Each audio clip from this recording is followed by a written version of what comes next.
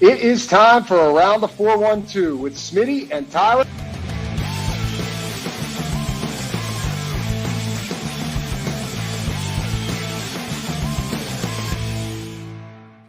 Welcome back to another episode of Around the 412. I am Tyler. With me, as always, is my co-host Smitty. Be sure to follow us on all of our socials at Around the 412. And if you're not watching the show over there already, go subscribe to the YouTube channel, hit the notification bell so you never miss a video. Also, check us out on the listening platforms like Spotify, Apple Podcasts. We're everywhere. Go follow us there. Leave a 5-star review. And also check out the description where we've got all the links to our great sponsors of the show, as well as Year 8 of Rocket Around the 412. Our Christmas fundraiser that we've been going on, being able to provide children in the local 724-4102 area codes the Christmas that they've always deserved. So me and I never had to worry about where Christmas was coming from growing up, so it was our mission to be able to give back to the community and try to help as many kids as possible. Helped 177 kids so far with this mission. Wanted to get that 200 number this year. Got the GoFundMe link below to help out some individual families gather their Christmas wishes and then get them what they want. Also, in the next probably month or so, maybe even less than a month, we're going to be hearing about the East Rochester Salvation Army Angel Tree that we partner with in the name of our late friend Dalton Keene. So if you want to get involved that way too, that's going to be an option just in a few weeks. But right now, we've got the Rocking Around the 412 GoFundMe in the description. It's going to be there from now until every show. And I believe December 13th is the day that we said the cutoff is going to be. So Saturday. Today's December August 13th. So. Yep, 5 months from today, or 4 months from today. 4 months from today. Yeah, it can be hard sometimes. Actually, the Salvation Army, they're still going to be involved with stuff like back to school wise, I'm sure. But this past Saturday was actually like the big thing that they do for back to school. So get in touch with Mary Kay here very shortly and see how quickly we can get things rolling and start getting the tag stuff going. Looking forward to that for sure. Just the mission in general. As we always talk about. But yeah, if you've already donated, we appreciate that. And again, just share the mission at the very least. Very excited to really get the ball rolling for this year. Probably because obviously it's a great thing, but it just coincides, like Rock Around the 412 football season just go hand in hand. And it's always interesting, like in the preseason, right? Because it like doesn't yet feel like football weather. It's like 90 degrees and we're playing football right now. We had the preseason opener take place this past Saturday, and we talked about last week, how there was some watchability taken away with the injury to Will Howard and what we were looking for and stuff like that. So on today's episode, kind of want to go through what we saw, if we've changed our mind about anything like roster-wise based off that one preseason game, who impressed, who didn't, all that good stuff. Talk about maybe the Calvin Austin injury a little bit and if the wide receiver room changed at all based off the reps that he's missing right now. And then maybe talk a little bit about the second preseason game, because that's the game we are going to see more of the ones than we will see a lot of the regulars. Obviously, sans Aaron Rodgers, and I wouldn't expect to see Alex Highsmith, Calvin Austin, those guys, but certainly more ones than we saw in this past Saturday I would expect to see. So we'll dive into all of that on today's episode. Again, going back to that first preseason opener, though, it's always the rookies for me that I want to see right away. We talked about Caleb Johnson, and, a lot of people were talking about the run game in general just not being very good. And while I agree they weren't getting that same push up front, when that first group was in there, I mean, they averaged 4 yards per carry on the ground. It's just they only ran it 3 times. They were having so much success throwing the ball. Like, primarily the Steelers 2s throwing the ball against the Jaguars number 1s. They looked really good. And the first group that I want to talk about is the offensive line. Like, I don't know how you walk away anything but encouraged based off what you saw from that first group. And really the tackles was what we wanted to see. Yeah, I thought the number 1s looked really good for the limited time that they were in the game. And you mentioned the tackles. Walking away from a game where I can't really complain about much with Broderick Jones is a positive note, to say the least. I mean, I feel like that's really encouraging to see him in a game setting and at least feel okay about his performance, because we don't really get that often over the last couple of years. So the number 1 group I thought looked pretty good and really good in pass protection. Even the sack that they gave up, I would probably put that sack more so on Mason Rudolph than anybody else. If you want to call it a coverage sack, then so be it. But I mean, Mason Rudolph just held onto the ball too long. I wouldn't say that it was on the offensive line at all. So that number one unit in pass protection looked really good. I do think that they could have gotten a better push up front. I don't think the run game was great, but as far as like the entire game goes and both units that were on the field, I don't think that either the ones or the twos were getting a good push in the run game. I thought that kind of hurt Caleb Johnson's performance as well in his debut in a Steeler uniform. So that was a little bit disappointing. That's something that definitely they could work on going forward. But yeah, I thought that the tackles looked really good. I thought pass protection is the main thing that I was worried about with Broderick Jones.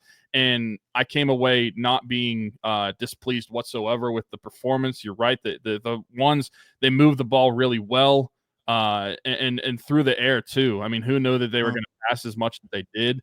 And they were spreading the ball around a ton. I thought that the offense and the passing performance was really good. Very encouraged by some of the rookie undrafted wide receivers, and I think that makes the back end of that wide receiver depth interesting battle that's going to go on for the rest of training camp. From the likes of Keyshawn Williams, Roc Taylor, Max Hurleman. You also have to throw in Scotty Miller because he had a good game as well, but also has been a camp standout, surprising to some. And so I think that the wide receiver conversation outside of not necessarily who else are they going to add, but just looking at who's in their team, that could be an interesting conversation going over the next couple of weeks when we look at these next preseason games and seeing how the roster shakes out. I mean, I thought that Keyshawn Williams looked really good, got down in the game as well. Roc Taylor had a good game. Max Hurleman got a touchdown in there too. I felt really encouraged, honestly, from what I saw offensively overall. And like I said, the run game can be improved. I don't think that the offensive line got good push. I don't think that they created a lot of running lanes for the likes of Caleb Johnson or Lou Nichols, although I thought Lou Nichols did a better job than Caleb Johnson did. But I also thought he was running into better holes as well than what Caleb Johnson was getting whenever he was in the game. So still some improvement to be had from the offense for sure, but I don't know how anybody can walk away from that game, especially considering hitting 30 points in a game. I understand it's a preseason, don't want to get overreaction off of a score in a preseason game, but I don't know how a Steeler fan can walk away from that game feeling like the offense was anything short of productive and overall very positive in heading in the right direction from what we want to see. Yeah, and again, like, largely playing their second group, the Steelers against the Jaguars top group defensively on that first. I was surprised by the way that they were passing on them. Like, I thought we would want to come out running the football. Just like, I know it's the preseason, but I kind of thought like whatever our identity is going to be in the regular season, that's what we'd see early. I thought the way they opened up the game, though, was exactly what you want to see, a Roman Wilson crosser. Like, I think that's the exact way that they should have started this football game. It's what we all wanted to see. And it was like, I feel like it was very intentional to open up the game that way from them.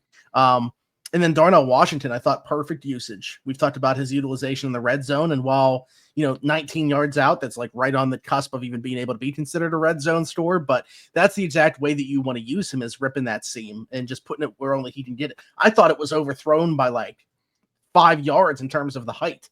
Like, I didn't think it was anywhere close to anybody. But of course, when you're talking about Darnell Washington, he can make it look that way. He gets like 3 inches off the ground, it seems, and he's able to high point that football. When you're 6'7" and you're holding up your arms just standing there, you got to figure it's at least like 8.5 feet in the air. So yeah. Put it where only he could get it. Great play, but that's like exactly how you want to use him. That's why, man, like so many people. It's so polarizing to talk about Darnell Washington as a receiver, I feel like. And anytime that I talk about him, people think I dislike him. Darnell is one of my 5 favorite players on the team, like player or person on the team. I love this guy. But I view him, I feel like, a lot differently, than a lot of people do. Like, I don't view him as like some high volume pass catcher, and I don't think he needs to be. And when you talk about the athleticism, like, you're talking straight line. Like, yeah, when he builds up a head of steam, he can get rolling and move, certainly for his size. But like, the Steelers even put out a clip recently where it's like, you watch this guy turn. My goodness, it takes him a year to turn. It's a 3-point turn. You don't want to, you do not want to slow down that momentum because it takes a while to get it going again. The acceleration's not there. But I thought that was really good utilization. That's how I want to see him used this year. I think Artie's going to have a lot of fun using all 3 of those guys. But it begs the question, and we can kind of turn this into another talking point here, is the wide receiver conversation, because I mentioned Roman Wilson on the cross early. You mentioned, obviously, the undrafted guys that I thought all looked pretty good and are pushing for spots, certainly, whether it's the Roc Taylors, Max Hurlemans, Keyshawn Williams of the world. And who we didn't mention there is like a guy like Robert Woods, who I think these guys are really – I don't know if Robert Woods is on the roster. He would not be on my roster right now. Even like keeping 5 or 6, he's not on my roster right now. But yeah, it was a good showing for all those guys. Pretty strong training camps as well. But at the same time, not to the point where I feel like there doesn't need to be an addition now. Like I still think that needs to come. And that's including, but even before this, the Calvin Austin stuff. There's a lot of people like weird narrative being thrown out there that he's like holding out for a contract or something. Or, you know, I know that he's got this this legal thing that he's going through now because his dog bit somebody or something like that. That wouldn't affect his practice availability. The dog didn't mean to do it. And as far as the holdout thing, it's funny that anybody would think that he would practice up to and including the Friday Night Lights practice, but then decide to shut it down for training camp. Like that doesn't even make any sense to me. So no, he's hurt. It's an oblique injury. I don't think that it's super severe. Which means it's probably like a grade 1 strain where it's like a 1 to 3 week thing. We're past that 1 week point. We're not quite the 3 week point. They're hopeful that he'll be ready to go for week 1, but it's just like, and Calvin's obviously been here, but he hasn't been here with Aaron Rodgers. So those are certainly meaningful reps that are being lost right now. So it kind of sucks. Roman stepped up. He's had some good practices in his place. We talked about the undrafted guys. It has not changed my mind though on them needing a receiver. And I wanted your thought based off that one preseason game. It wouldn't change my mind either. The one thing where I would consider is if you just separate the Calvin Austin injury, say they replace him with one of those undrafted guys, as far as just a roster spot goes for the time being in what I'm talking about. Is there, I mean, I assume that they're going to only keep 5, but do you think that there is a world where they keep 6, including someone that's not on the roster right now? Because they like what they have. Because I'm looking at their depth chart right now with the wide receivers, and I can see keeping 5, but I also want to know like who's not making the cut. If dang, that would have been a great transition later on. Yeah, who is not making the cut if you're adding somebody else in and you're still only keeping 5. Now, if Calvin Austin's not ready to go week 1, that at least negates that conversation for 1 week. But if you're including Calvin Austin in this, with the assumption that like DK Metcalf, Robert Woods, Roman Wilson are all going to be on the roster, who among like Scotty Miller, Ben Skoranek, Keyshawn Williams? I think Ben's safe. I think it's Scotty. Scotty's been by like all, not just Allen, but I think like widely by people that cover the team, their second best receiver at training camp. So I think he's on the roster, but if they go to 5, if they decide they only keep 5 and they add somebody else from the outside, then it's tough for them. But that's why I think it's 6, because I still expect an outside addition. And I think Scotty Miller's been good enough to make this roster. He obviously can contribute on special teams. I mean, maybe even as a gunner. Like I know that you'll have Pierre's probably going to make the roster. We can talk about that a little bit later on. Pierre's probably going to make this roster. So him and Skoranek, you would think would be the gunners, but like Miller can do that job too if Pierre doesn't. So yeah, that's my answer. I think Scotty Miller's the one that would be hurt by them keeping 5 and making an outside addition. Yeah, I agree with you. And that's why it stinks, because I have promise with some of the performance we mentioned, like we said, with some of these undrafted rookies. But I just have a hard time seeing them making the roster with kind of like the log jam of mid that we have with the depth of this wide receiver room. And then with the addition of an outside guy, if that does truly happen, that just hurts their chances even more too. I mean, we're talking about how it's hurting Scotty Miller's chances, and he's had arguably the best camp out of the wide receivers competing for a roster spot right now. I don't think that any of those guys, just because they had one preseason game, is going to fare well in that circumstances either. And I think it looks really good for the practice squad. Like I think that there's going to be some good players that this team has available on the practice squad that I wouldn't be surprised if they got poached elsewhere, when other teams come looking for a receiver further. It's just, that's the problem, is the Steelers actually have a bunch of good bottom of the roster wide receivers. There's just the lack of guy at the top after DK. Yeah, that's probably a nicer way to put it than a logjam of bid, like what I said. They got a logjam of 4s and 5s. Yeah, they do. And that's why I don't think that this changes anything with the wide receiver room. This conversation is still going to go on literally until week 1 if they don't sign anybody. I truly believe if I was building the wide receiver room, by the way, I would have DK Metcalf, Calvin Austin, Roman Wilson, Ben Skoranek. I'd only keep 5. Keyshawn Williams would be my 5th because he can also return punts. So you're sending Bobby Trees to the retirement home and Scotty Miller to the streets. Yeah, I mean, I appreciate what Scotty's done in trade, but it's just like I'm chasing the upside more. I know what Scotty is. No, I understand. Probably a bottom of the roster NFL player somewhere, but not in my locker room. Yeah, no, I understand. I mean, Keyshawn Williams is the most intriguing player out of those undrafted guys to me, and that's the one where if you're just looking at the upside, I would keep around 2. I hope they keep 6 though. Just because if they operate how I think the Steelers are going to, and they're going to keep a guy like Robert Woods around on the 53-man, then I hope they keep 6. If they do it, they have to keep 6. But yeah, I hope that they don't do it. But we'll take a quick break. We'll come back to that. Regardless of who we're talking about here, this conversation, you guys are probably getting sick of us talking about the same names, because at the end of the day, the reality is that none of these guys we've talked about are game changers. What's going on, everybody? Smitty from Around the 412, and I just want to take a quick second to give a shout out to our folks at Game Changers. Their logo on the screen right now, right above my microphone. Over 2,000 different designs in their catalog. Luxury heavyweight material. I am wearing one of their shirts right now. Best vintage t-shirts in the game. Head over to gamechanger.la or pick6.la to pick up some shirts. And guess what? Use code AT412. Save yourself $10 on your order every single time. Again, gamechanger.la or pick6.la. Best vintage t-shirts in the game. Check them out. Yeah, okay.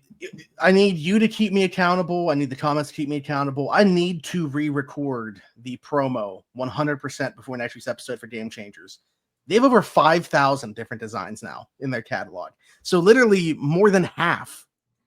Like, they've doubled since that was recorded originally. They've more than doubled since that was recorded. So definitely have to record another promo for them. Over 5,000 different designs. But yes, save $10 using code AT412. I'm actually wearing the DK one right now. So go pick up the DK one if you want. And we will absolutely 100% still be giving away a Jalen Ramsey one. The latest that I'd say that we do it, maybe we'll do it beforehand, but 100% by the first game of the season for the Steelers against the Jets.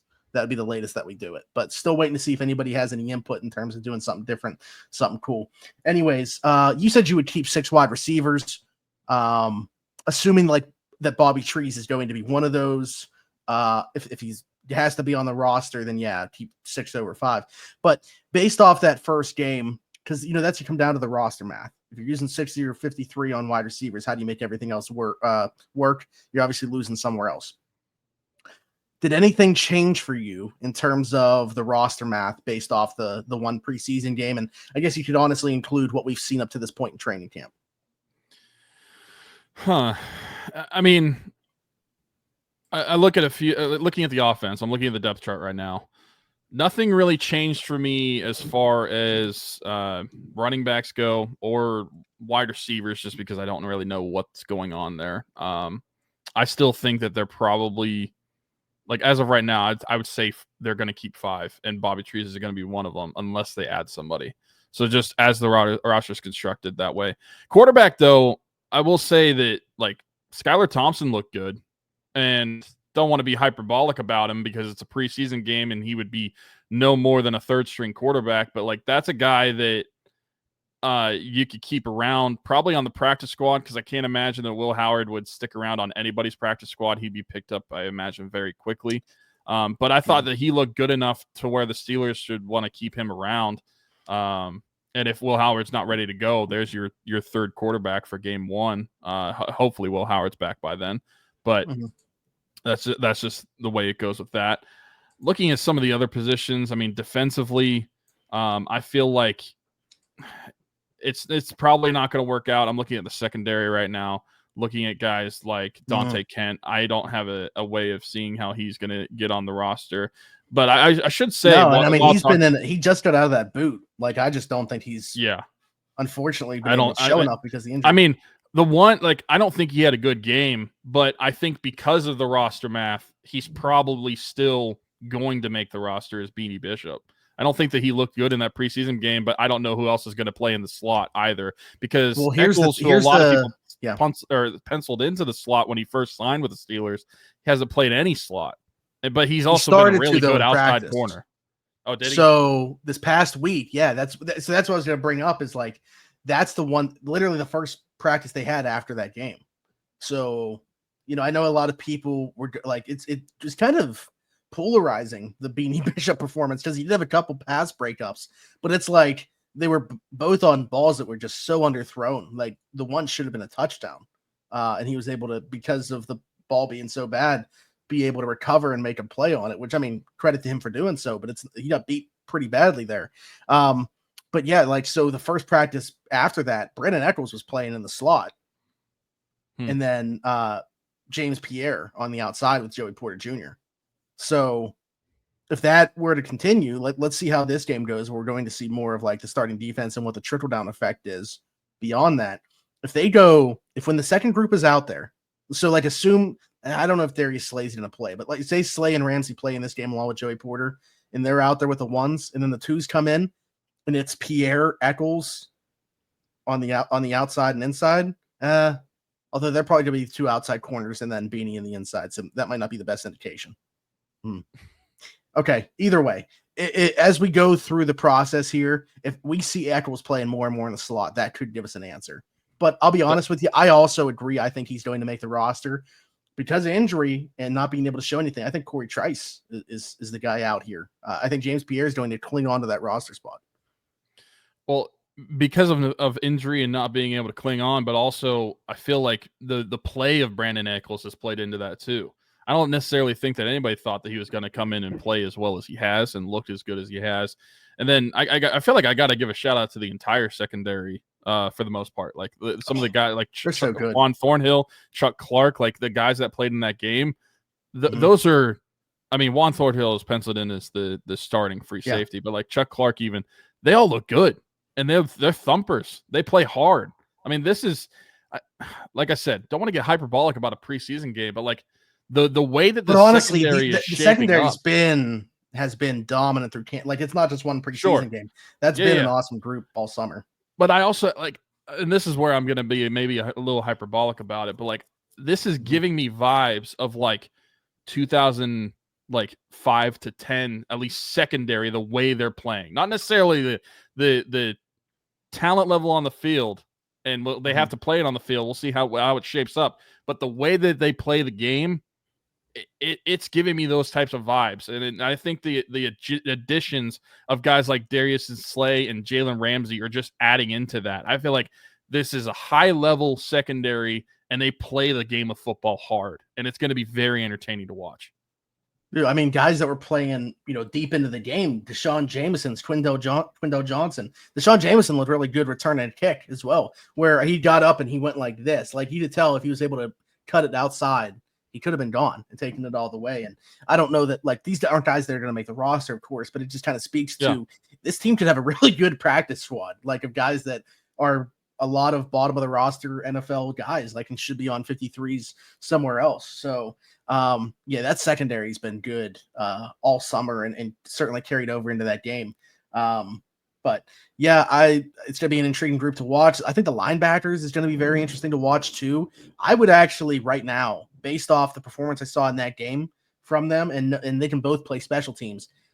I don't know how the team views it. I would have Carson Bruner above Mark Robinson for me right now because they can both play special teams. And I like Bruner's, what he could do sideline to sideline and actually play in the linebacker position a little bit more than what Mark Robb could bring to the table on defense should he have to play. I could agree with that. That's actually the position group I was looking at next to bring up. I thought Cole Holcomb, not to go away from Bruner and Robinson real quick. I thought he looked really good in his debut back from that injury. We've mentioned this several times, but like we were at the game together when he got hurt. And it's crazy that it's been almost 2 years since he's like suited up and played in a football game. But I thought that he looked really good. The rust really wasn't there, and he's going to be a roster lock. Like if anybody had a question about that, he was going to be there. I brought up last real week quick before you go, honestly, because I don't want to take away from how like actually good he looked and stuff like that. I feel like it just needs to be acknowledged that it even happened. You know what I mean? Like there was a point in time where we thought his career was going to be over. Yeah. And for a lot of guys with the injury that he went through, the rehab that it took to get back to this point, probably would have just retired. So I think it just needs to be acknowledged the fact that, you know, the resilience of this guy to just continue to put in the work, attack rehab, and get back to the point where he looked as good as he did, but honestly, just even put on the pads again and showed up to do that. So tip of the cap to Cole Holcomb. And I think it's just a cherry on top, the way that he actually looked, to be honest with you. Yeah, for sure. It was awesome. And then getting back to like the Carson Bruner, Mark Robinson situation, I mentioned last week how I think that a player to watch would be Carson Bruner in this game, just because of the chip on the shoulder he could have, being like that odd man out, at least right now, in that linebacker room. And I think that he performed pretty well in this game.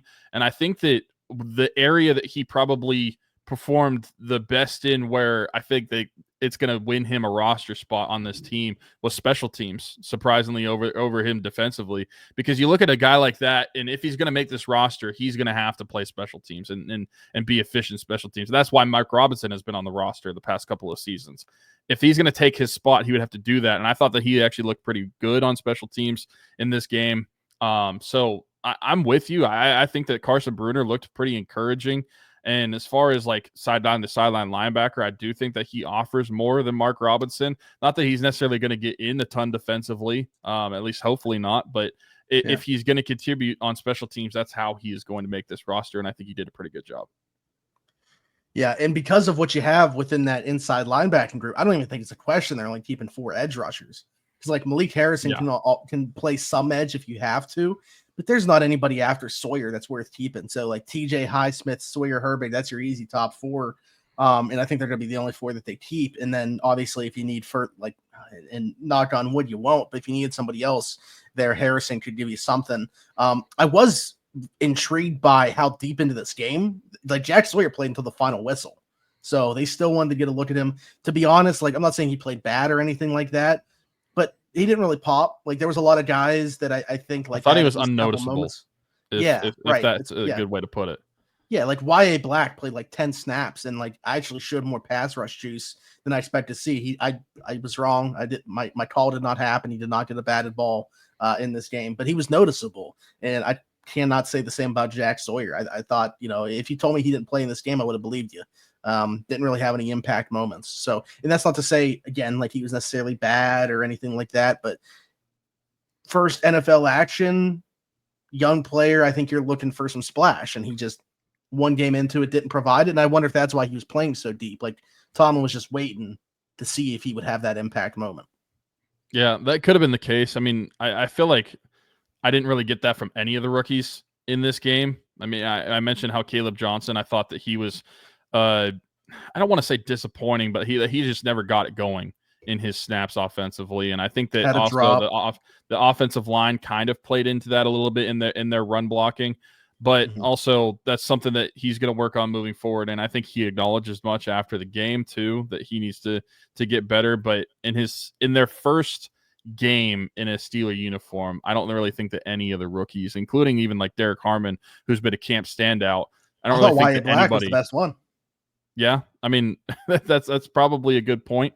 But that's something that is going to be a talking point moving forward. How are these rookies going to look in these next couple of preseason games, ramping up to the regular season? Because don't think that you want any of these rookies to be stagnant in the preseason and then all of a sudden expect them to turn it on in the regular season. You want to see some development. You want to see some improvement in these next couple of games.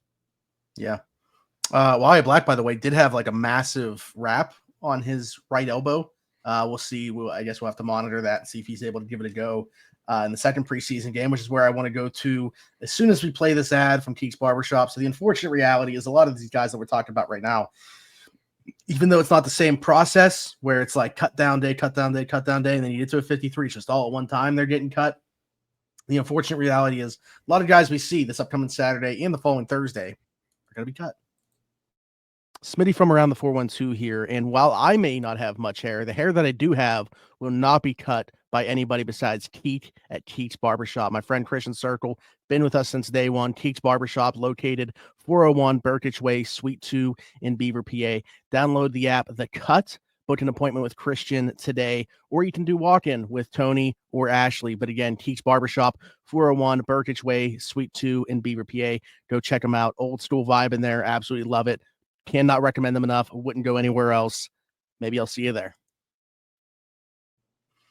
So looking forward now, I mentioned this at the top, but preseason week 2, now that it's gone from 4 games to 3 games, is typically when you'll see the most of the ones.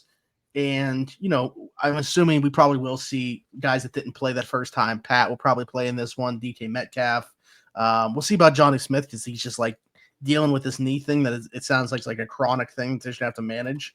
We'll see about the cornerbacks too. Obviously, they have 2, I don't want to say old, but older guys in Jalen Ramsey and Darius Slay.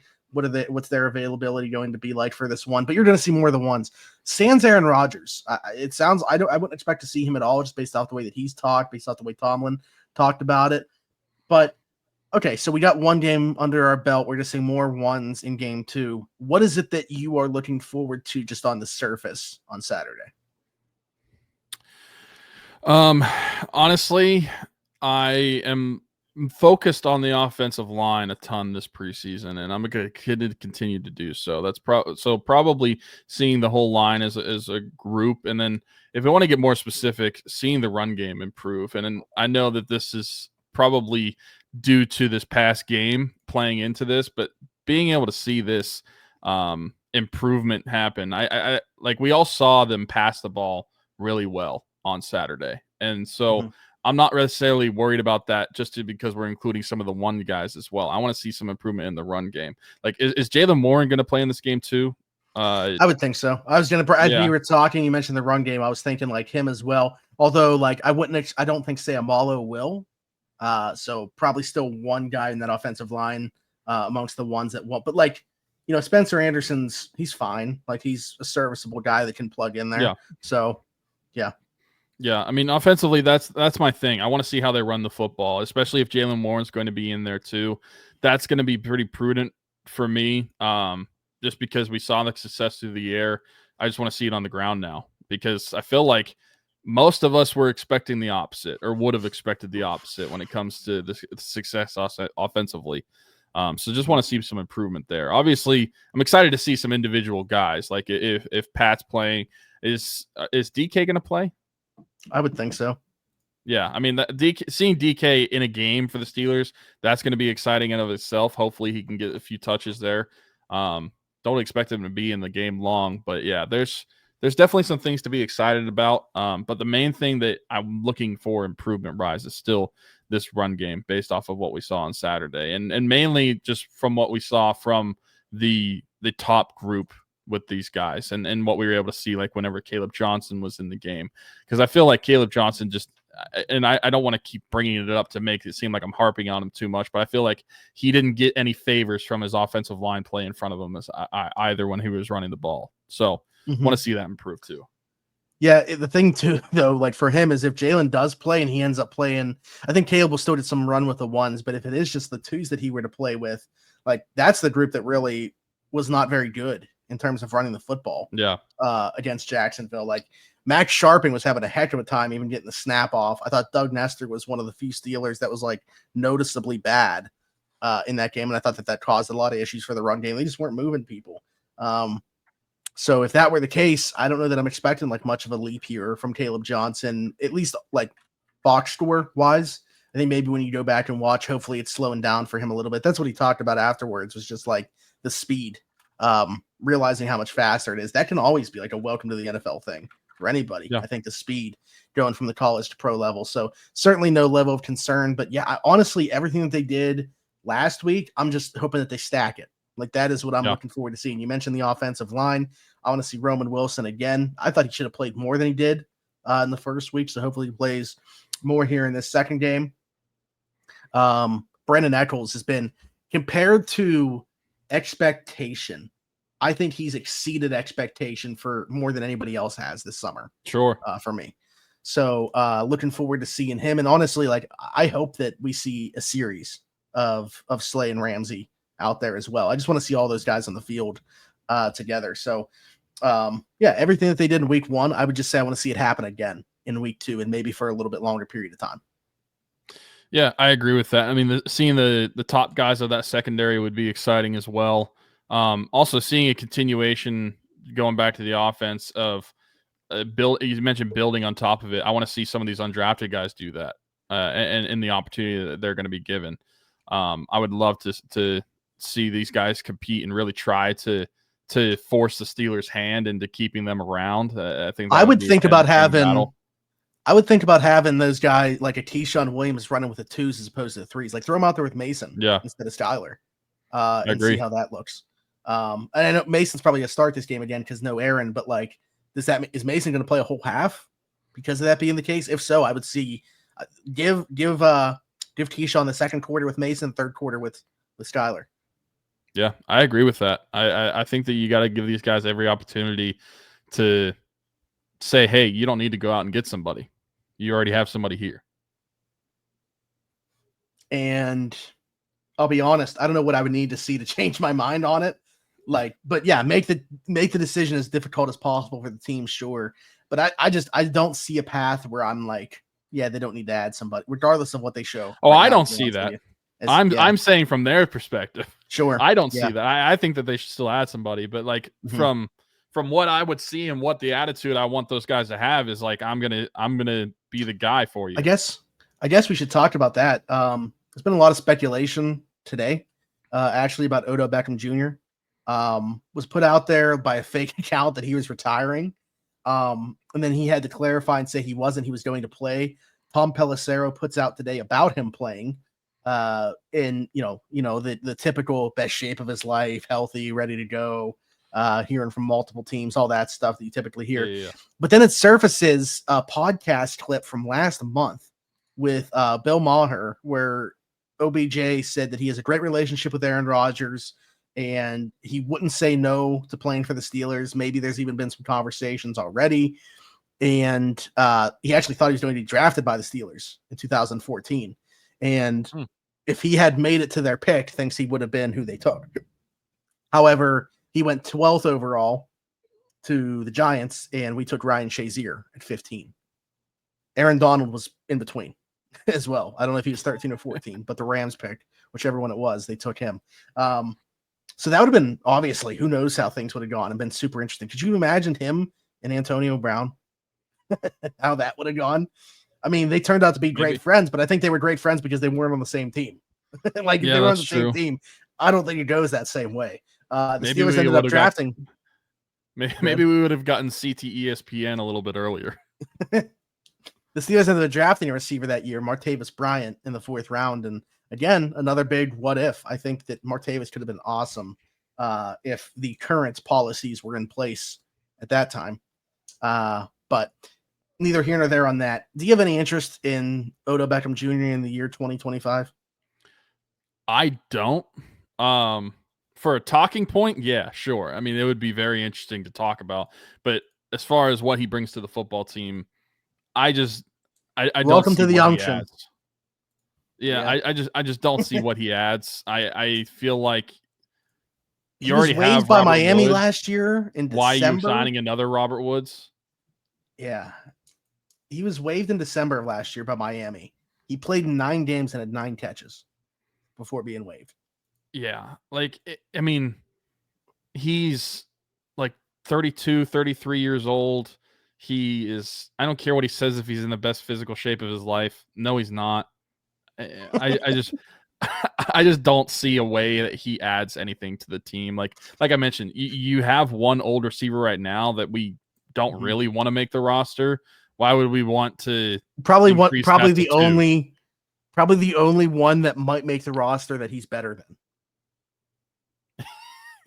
Yeah, honestly, like if you want to trade like Odell Beckham Jr. and Robert Woods, and you just like swap them out and not keep both, then that's at least a little more intriguing. But no, I have no interest in bringing in Odell Beckham Jr. Yeah, I mean, I agree. I'll be honest. I think I'd take 2025 Scotty Miller over 2025 Odell Beckham Jr. Like, Sure. I don't know what there's not like an on-field rapport with Aaron Rodgers, despite them being apparently friends. So who knows what that would actually look like once you get him in the building. And I just like physically have no clue where he's. If you want to bring him in for a look, I guess go ahead. I guess there's no harm, no foul there.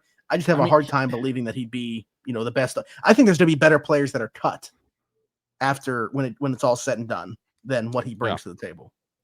He hasn't had a season with more than 565 yards since 2019.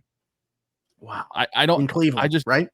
Yeah, like Cleveland in 2019, he had 1,035 yards. He had back-to-back 1,000 yard seasons in 2018 and 19. That was his first year in Cleveland, and then in 2020 he had 319 yards. Only played in 7 games. In 2021. He split time between Cleveland and the Rams, but in total only had 537 yards. He was actually really good in that postseason, though. I'll give him that. He was good in that postseason. I'll give him that. Yeah. But as far as like the regular season, 537 yards combined between the two teams. His year in Baltimore had 565 yards, and then last year the 55 yards in Miami. Yeah. Well, honestly, that Super Bowl, that game, might be why we're at the point right now where he was washed basically by 30 because he tore his ACL in that Super Bowl when he looked like maybe he was the front runner for the MVP early on in that game. Yeah. Oh, I'm looking at those stats right now. 4 games, 21 catches, 288 yards, 2 touchdowns. In that postseason? That postseason, yeah. Yeah, and he didn't play 3 quarters of the Super Bowl. Yeah. So I'm with you though. Another like Amari Cooper, I guess, is another free agent that's out there. I would say probably slightly more open to him than Odell Beckham Jr. But again, I think with where we're at now, I'm kind of just at the point where let these young dudes play in the preseason games right now, and then let's see who doesn't make a 53 elsewhere. Yeah, I would not sign an old head at this point in the preseason. Mm-hmm. You got to wait to see who's cut. And then from there, you can make your decisions. But I would rather, I'm with you. I'd rather see the young guys play. I don't think you need to bring in somebody that should be in a geriatric center right now. And again, I said this before. I think no matter what, there's going to be a dude that doesn't make a 53 that I would bring in above, one of these UDFAs making the roster, or definitely Robert Woods. But the other one, Gabe Davis. Does he do anything for you? I mean, the knee clearly still hasn't checked out. I feel like he would have been signed by now. We were talking about him like 2 months ago. Right. Yeah, last month, right before they would have gone to training camp, I thought it was going to happen, but his knee must not feel good about it. And not just them. Like, there's 4 teams that he met with. Yeah. That he has not signed with any of them, clearly. So, did he still not pass a physical? I don't know. But here we are. I'm intrigued by these young dudes that we have on the roster right now, but would you trust them going into an NFL game right now? I don't know. And honestly, it's not like my answer is that much different about Roman, and Calvin's hurt. So I think there's still going to be an outside addition. It's just that the guys that are still in the free agent market don't do anything for me. And I think there's going to be a better talent that's cut somewhere else. To close the show. I want to know, because this is something that I just thought about looking at the depth chart again. Who do you think is going to be the Steelers punter? Because I Cam Johnston. Yeah, Cam Johnston. Okay. Because I thought Corliss Waitman was fine too. He is. He's good. He's going to be the punter somewhere else. I think we could have another Bradley Mann situation where we trade a punter at the end, like keep 2 punters for as long as we can, until a team realizes that they don't have a punter currently on their roster that's better, and they need somebody, even if it's just like a pick swap, whatever you get out of it. Like, I think he's valuable enough where you're getting something for him. And to be honest with you, I think Ben Sauls is an NFL kicker somewhere else as well.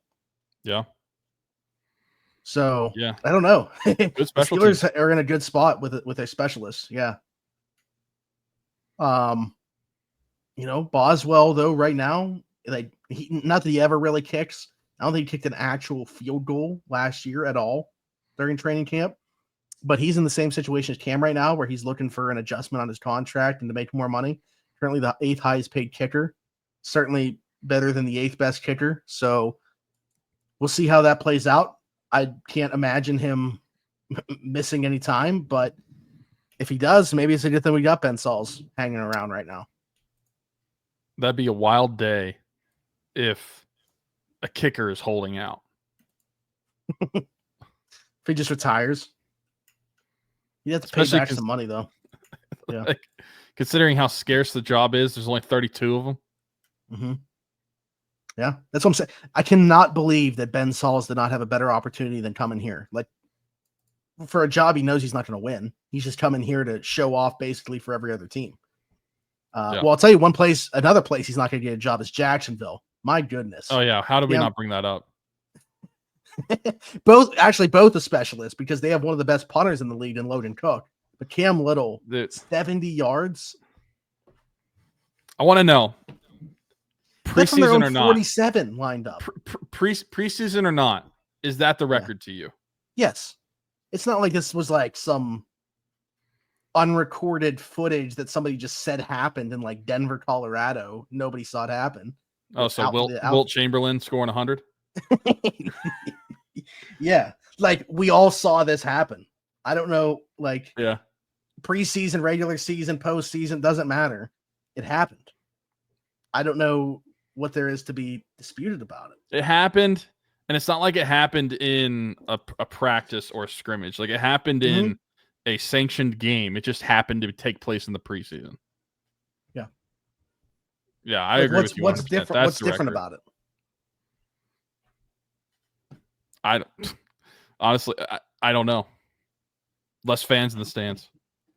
I don't know. Are the Steelers not rushing the way that they normally would because I would say they don't have the number one field goal unit or field goal blocking unit on there. That's what it is. But that was incredible, unbelievable. I mean, unreal. I mean, he's nice. What, he missed 2 kicks last year, 3 kicks, something like that. Yeah, he's probably. I mean, he repeats that again. Plus, has like that type of power as well. He's got to be up there with Boz for best in the league. I'm not putting him above him yet, but also he's got to be up there. Saying that that's the record takes it away from Justin Tucker too. So there you wins go. All around. Yeah, wins all around. All right, I think that's it. Anything else you want to bring up? No. Just inching closer to football season, man. It feels really good that seeing this is the one game they'll play at home in the preseason. So yeah, seeing them actually play in a game felt really good to be back. Pomp and Batch on the call. So wait, how does it work for you? You able to watch it, like, or illegal streams? Nice. Okay. I mean, that's really the only way I can, because I don't have like a local, like I don't have, what is it on KDKA here. Yeah, I didn't know if they were on the NFL Network or anything like that. I didn't know, like, outside the market if they were. Yeah. So okay. Yeah, I just searched up a stream for it. Okay. I did appreciate. I mean, no, I didn't. I did appreciate Pomp listening to Donnie Football when Roc Taylor made a catch. Finally, the Rock has come back. Yeah, he got a shout out for doing that. He smelled the Rock is cooking. I think was actually the one that he used, but he can work in so many.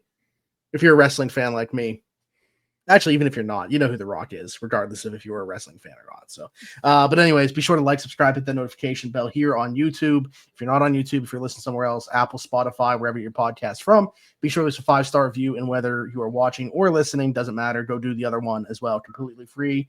Best way to support us. Also, all the links are there, regardless of where you're watching or listening to this podcast. For all of our sponsors, we talked about them already. Game Changers, Keeps. We didn't talk about yet right above Tyler right now, Marcello Electric, our friend Brandon Marcello, aka Boots, his small business serving Beaver, Allegheny, Lawrence, and Butler County. Whether it's residential, commercial, or a service call, he's got you covered. 724-614-0611. Again, Marcello Electric, 724-614-0611. Link down below to his Facebook page. Check out all the work that he's done. Also, that contact information is on the page as well. This Saturday, actually, coming up, is going to be that horse nickel golf outing that we've talked about quite a bit on here. So looking forward to that. I will be in attendance. I will be whatever it means to work a hole. That's what I'll be doing. I know, yeah, depending, you can take it however you want it. I will be working a hole at the horse nickel golf outing in public. He'll work a hole however you want it. You heard it here first. Yeah, in public. Yes. So if you're going to be there and you're watching or listening to this, I will see you there. Looking forward to that. Shout out to Pat once again for signing the jersey for the cause. We appreciate you, pal. And also we got to get you to sign something. Not that you're watching or listening to this, I assume, but we got to get you to sign something for Rocking Around the 412 as well. I think we covered everything. Be sure to hit us up at everything at Around the 412, all the socials. Oh no, didn't cover everything. Tyler talked about the beginning, but I got to bring it up at the end. Obviously, Year 8 Rocket Around the 412. That link down below as well. The GoFundMe full mission statement down below. Obviously, you can donate right there. But let me throw this out there because I haven't yet. There is a way that you can donate to the cause and avoid letting GoFundMe get a single penny.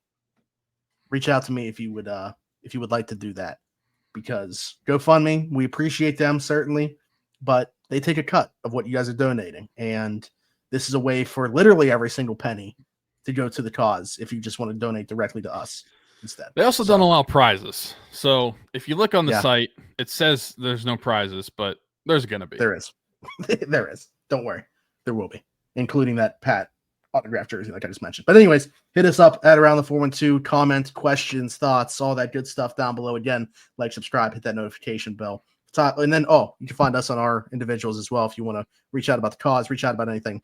Weiler_Teach33, and I am Zachary Smith, PGH. For Tyler, myself, thanks for watching another Round the 412 Steelers show. We'll see you next time. Bye-bye.